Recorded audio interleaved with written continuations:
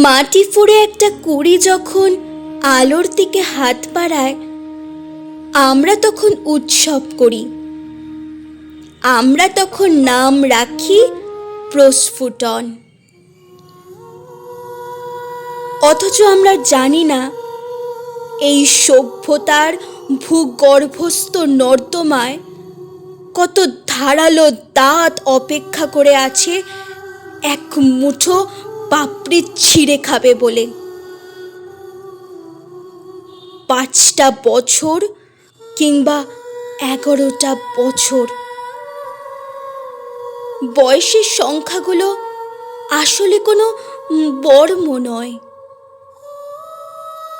এই তো সেদিন জুলাইয়ের 4 তারিখে যে ফুলটি হারিয়ে গেল চেনা উঠোন থেকে, পরের দিন ভোরে সে ভেসে উঠল একটা পানা পুকুরের কালচে জলে। কোনো সুবাস ছড়ানোর আগে, কোনো রোদ চেনার আগে, একটা চটের বস্তার অন্ধকারে দম বন্ধ হয়ে গেল তার সমস্ত আকাশ। সে তখনও বেঁচে ছিল, সে তখনও জলের নিচে ফুঁপিয়ে উঠছিল, অথচ পাষাণ সমাজ তখন ঘুমে আচ্ছন্ন বধির। আমি কার কাছে প্রশ্ন করব বলতে পারো? কোন ঈশ্বরের দরবারে গিয়ে আছাড় খেয়ে পড়বে এই অবুঝ কান্না? মেয়েটার কি দোষ ছিল? তার অপরাধ কি এই ছিল যে সে একটা ফুল হয়ে জন্মেছিল? নাকি অপরাধ এই যে সেই হিংস্র নেকড়েদের পৃথিবীতে বিশ্বাস করে একটু বুক ভরে বাতাস নিতে চেয়েছিল? আজ তো শুধু একটা পুকুরের জল রক্তাক্ত হয়নি, রক্তাক্ত হয়েছে আমাদের প্রতিদিনের বেঁচে থাকা। রাস্তায় বেরোলে যে মেয়েটি বাসের ভিড়ে সিটিয়ে থাকে, সেও তো বিপন্ন। যে মেয়েটি ঘরের 4 কোণে চেনা সম্পর্কের চাদরে মুখ ঢাকে, সেখানেও তো লুকিয়ে থাকে কোনো না কোনো অন্ধকার থাবা।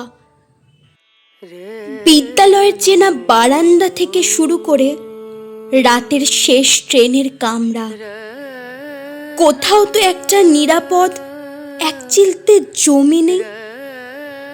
মানুষের মুখোশ পরা এই জন্তুগুলোর ভিড়ে প্রতিটি মুহূর্ত যেন এক একটা ধারালো ছুরির ওপর দিয়ে হেঁটে যাওয়া।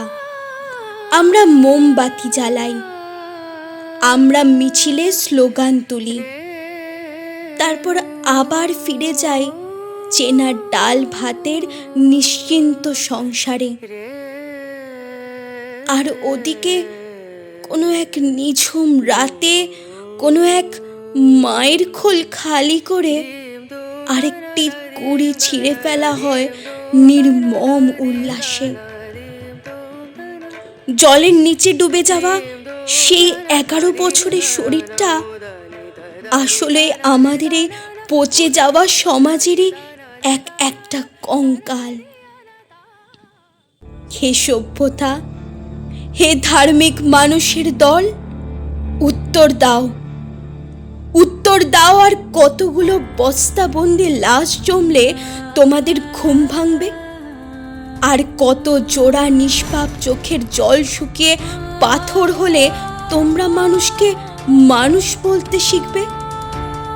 এই বোবা কান্না, এই অন্তহীন বিষাদ কোনো দিন মুছবে না, যতদিন না এই পৃথিবী একটা ফুলের জন্য নিরাপদ আকাশ হতে পারছে।